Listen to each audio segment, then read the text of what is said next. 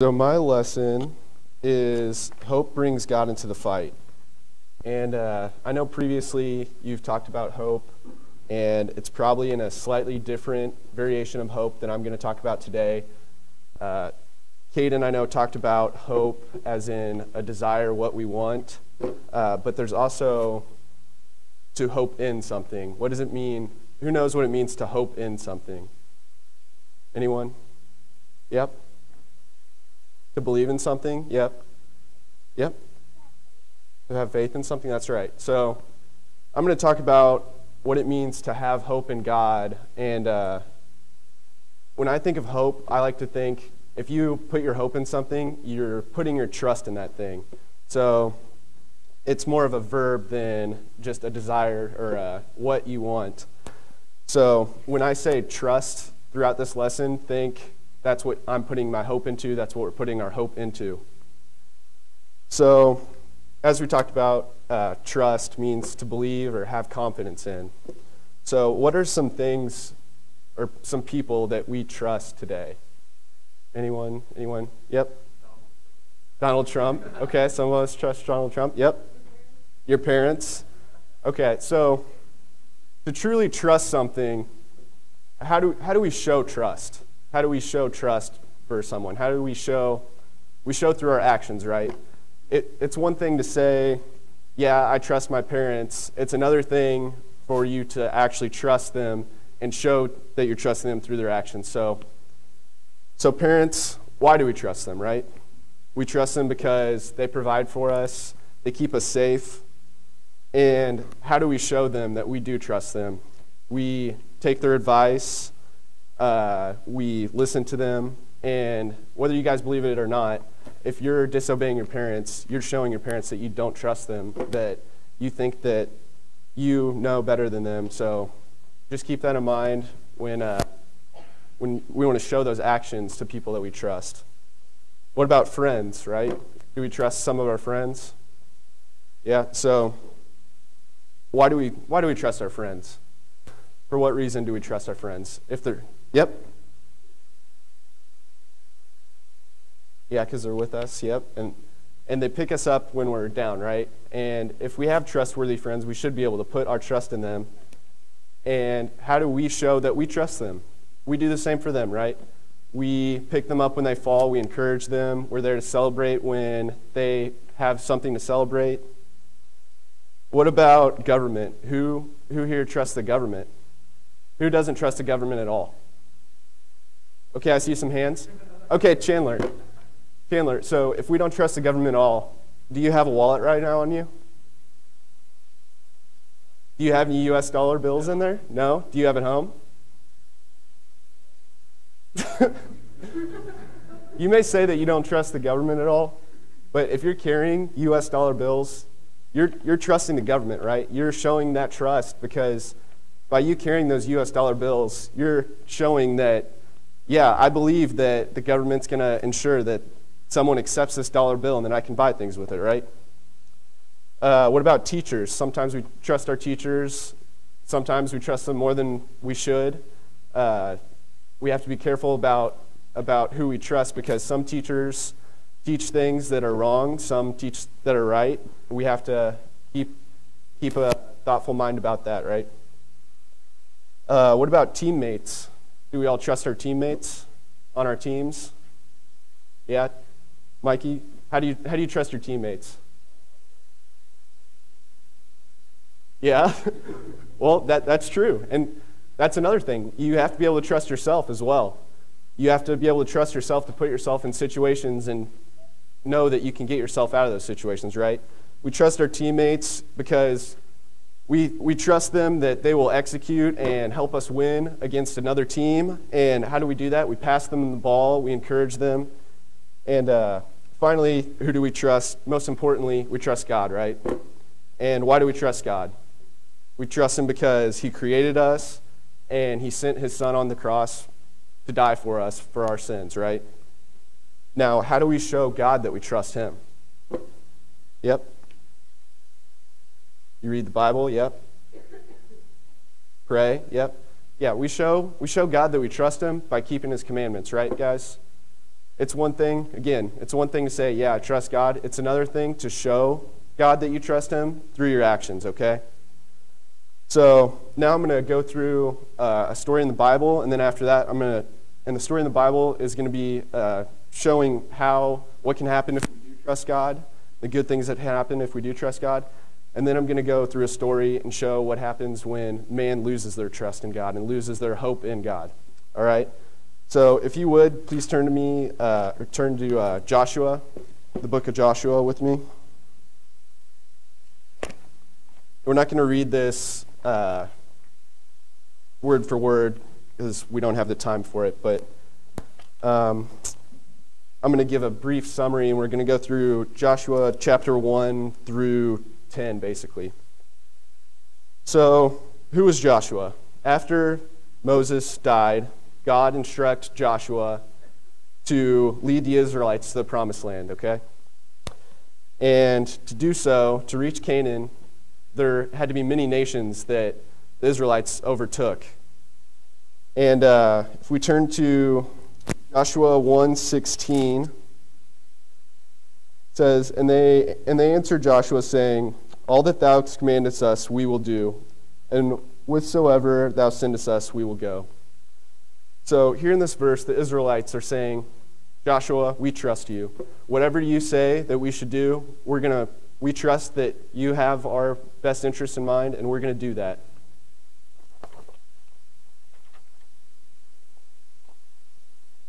So Joshua had the Israelites' trust, right?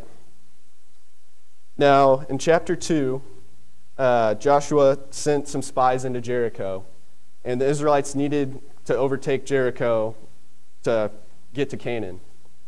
And he sent 2 spies, and they went into Jericho and was met by Rahab. And she had heard of the Israelites and their power. She had heard about Moses spreading the Red Sea, and she expressed to the spies that the people of Jericho were very scared and very aware of God and Joshua's power. So in exchange for the information that Rahab gave them, that Rahab gave the spies, these spies promised that when they go to destroy Jericho, that they would spare Rahab and her family, okay? So here we have another example of trust, right? And who they have hope in. The spies have hope in Rahab that she's going to keep her word and isn't going to spill the beans and say, you guys, there's spies from Israel, they're coming for us, right? Rahab trusted that they were going to, when they came and destroyed, that they would spare her and her family, right? And I think another thing to stress here is it takes 2 parties to trust, right? Because on one hand, if Rahab betrayed the Israelites' trust, she could have went to Jericho, the leaders of Jericho, and they could have prepared extra for the Israelites coming in. On the other hand, she had to trust the spies that when the Israelites came into Jericho, that her family would be spared and they wouldn't go back on their word and kill her and her family, right? So, move on to chapter 3. And the Israelites need to cross the Jordan River to make their way into Jericho. And they carried the Ark of the Covenant through the river, and it's separated for the Israelites to cross safely, just like Moses did in the Red Sea. Then we're going to fast forward a little bit more into chapter 6, and the Israelites reach Jericho finally, right?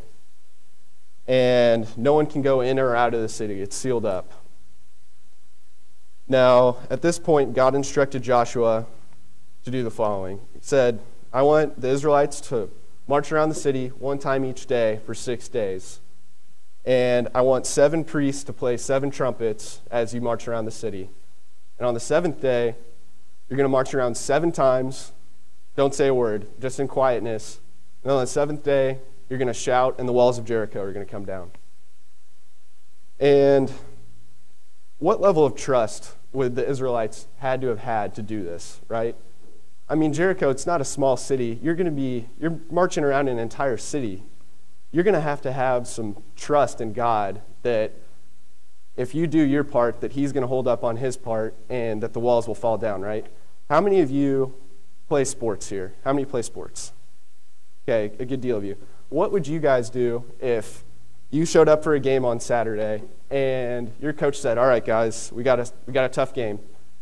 But before this game, I know we haven't practiced all year, but before this game, I just want you to run some laps around there. And you know what, Chandler? I want you to play your trumpet as you go around in laps. And if you do that, we'll beat this team. You know, you're going to look at your coach and say, you're ridiculous. I'm not doing that. That makes absolutely no sense. I mean, here it shows that the Israelites had an immense amount of trust. They hoped in God. They believed in him, right? That he would hold up and do what he promised. So the Israelites do so, and the city comes down.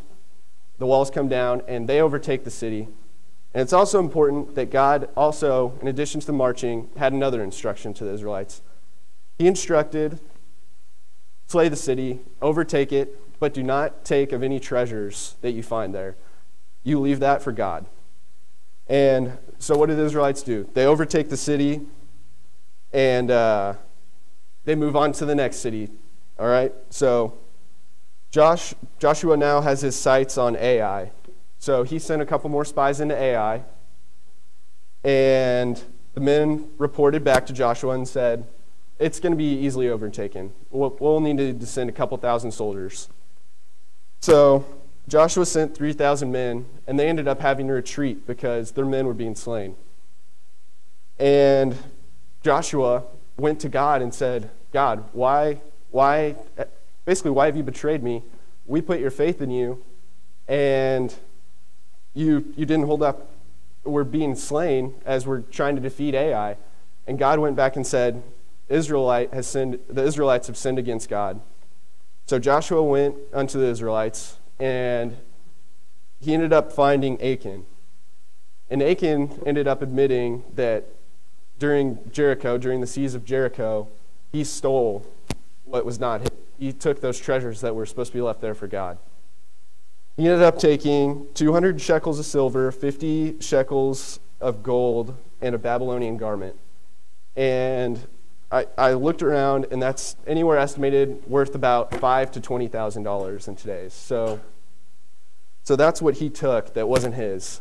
So Achan had betrayed God's trust and Israelites' trust.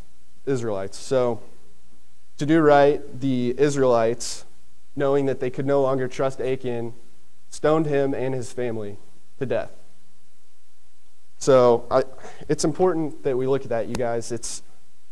It shows there's consequences to betraying trust, not only for yourself, but for others. Because of Achan's sin, and because people could no longer put their hope in Achan, he had to be put to death, and many Israelite soldiers also died because of him, right?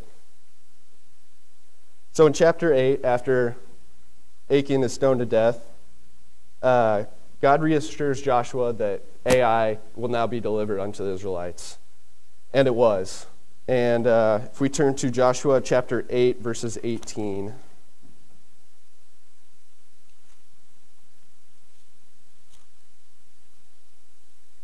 That says, And the Lord said unto Joshua, Stretch out the spear that is in thine hand towards Ai, for I will give it into thine hand. And Joshua stretched out the spear that he had in his hand toward the city. So here we go again. Once again, Joshua's showing that he has his hope in God, that he once again, he still trusts God. And God said, go unto Ai, and Joshua did that because he knows that he could put his hope in God, right?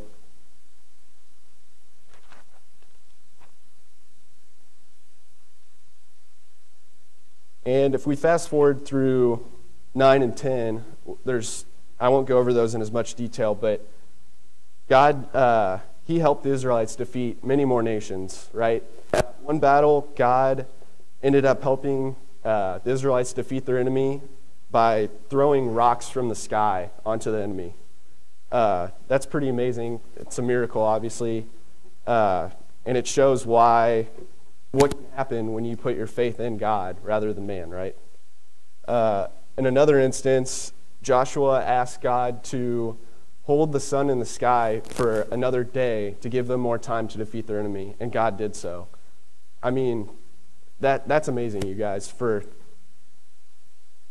a day not lasting longer than 24 hours, extended to 48 hours, kept the sun up for a whole nother day. I think that's pretty incredible. So what can we learn from Joshua here? We can learn that we should put our hope in God because he has a perfect reputation, right? If we trust God and we put our hope in God, we will never be betrayed by him. If we put our hope in man, we can't say the same, right? So now I'm going to go through a more modern day example of what happens when we put more faith, more hope in man rather than God, okay? So how many people here have studied about the Holocaust in school? By show of hands. Okay, quite a few of you. Okay. Does anyone remember how many people were killed in the Holocaust about? Yep. 6 million, that's right. So how many people know about the killing that Joseph Stalin did in Russia around the same time? Okay, a lot less hands. A lot less hands. Okay, Joseph Stalin in Russia, around the same time as the Holocaust was going on, is attributed to 25 to 30 million deaths of starving his people. Not only starving his people, but sending them to labor camps to be worked to death and killed by starvation, which is 5 times the amount of the Holocaust. That's pretty surprising, isn't it? So basically what happened was Joseph Stalin came into power, and he decided that the wealthy landowners had too much. And the only way to fix this was he was going to take the wealthy landowners and seize their land and send them into labor camps where they were starved and worked to death. Now, you might think to yourself, how does this happen? How does that happen? How can someone just do something like that? Well, we're going to talk about that here in just a second, all right? In addition to these wealthy landowners being put in labor camps, open Christians were also put in these camps because they did not contribute to Stalin and his ideology, the things that he thought. Christians, basically what Stalin wanted is he wanted men to put all of their hope in the government. He wanted to make sure that everyone only hoped on the government, and that was it. He didn't want people to put their hope in God. So to try to correct for this, he put Christians in labor camps, destroyed churches, and actually made public assembly illegal for a large part of the 1940s. And one of these people that ended up finding themselves in one of these Russian labor camps was a guy named Alexander Solzhenitsyn. And he was closer to a modern day Job. He had a really terrible life, you guys. He ended up fighting in World War II, and when he came back to World War II, was a little bit critical of the Russian leadership. And one of his letters that he wrote to one of his friends was critical of Joseph Stalin and was intercepted by the Soviet Union government. And they found this letter and put him into a labor camp where the plan was he was going to work until he died. And not only was he put in this labor camp, but shortly after, he was stricken with cancer. And he found himself in the worst possible situation he could possibly find himself in. He's in prison, he's a veteran of war, stricken with cancer, left for dead, right? And he asked himself, what did I do? What happened to get myself into this situation? And he thought about it for a long time because he had a lot of time to think because he was in prison. And he ended up writing a book. And this book was pretty critical of the Russian government, so he had to write it in secret So what he ended up doing was he would write part of the book on a scrap of paper, and he would memorize that scrap of paper, and then he would destroy it, and then he would write more. And each piece of paper was added on to his memorization. And that book ended up, what he wrote ended up making up a 500-page book that was a large part of bringing down the Soviet Union. And what did he decide? What did he decide caused himself getting in that situation? The country of Russia getting in the situation that they got into. There was three main things that he determined. The first was that the people had put too much hope in the Russian government. People hoped that the government would provide for them under any means necessary. And eventually, people put more hope in the government than their family, friends, and God. There were sons that told on their fathers for having one too many cattle, and their cattle was confiscated, and not only that, but their fathers were then sent to labor camps where they were worked to death. The same was done to neighbors. If you saw your neighbor had a couple more acres of land than you could report them, and they were sent to labor camps to die. So in addition to people putting too much hope in the Russian government, he also decided the Russian people had lied to themselves. They'd lost their trust in their own conscience. They could no longer trust their own conscience. He decided that as land was confiscated, if I'm a poor landowner and I see, well, my rich neighbor, he's getting all his land confiscated. That's probably not right. I might think to myself, that's probably not right for the government to take his land like that. But, it really doesn't hurt me that much. It'd probably just be easier to ignore it. And as people lied to themselves like this, they lost trust in their conscience. Their conscience wasn't worth anything. So then the lies that the Russian government was feeding to the people became larger and larger, and the people believed it because they couldn't any longer trust their conscience. Their trust was in the government, and they believed them. Right? So the third reason that Solzhenitsyn ultimately decided that he found himself in this situation was the people of the Soviet Union had forgotten God. He was quoted saying in his book, "Men have forgotten God. That's why all of this has happened." Right? So we have one story in Joshua and here in the Soviet Union. Polar opposites. Joshua put his trust in God, and what did God do? He went to fight for the Israelites. He did everything he could to make sure that the Israelites succeeded, right? And then on the other hand, we have the Russians who had no hope in God, right? They didn't put any of their faith in God, any of their trust in God. They put all their hope in man. And I think we can see here that's never a good decision. Because men are infallible. Men aren't perfect like God. God has a perfect reputation, and that's why we can be sure that we can put 100% of our hope in him. And in exchange, God will fight for us, and we can have hope of eternal salvation, right? So how do we do that? Once again, we show God through our actions. We show through our actions that we can trust him and that we're putting our hope in him. And we do that by keeping his commandments, right? And in addition to putting our hope in God, we also need to make sure that we can put hope in ourselves and that others can put their trust in us, that others can hope in us, right?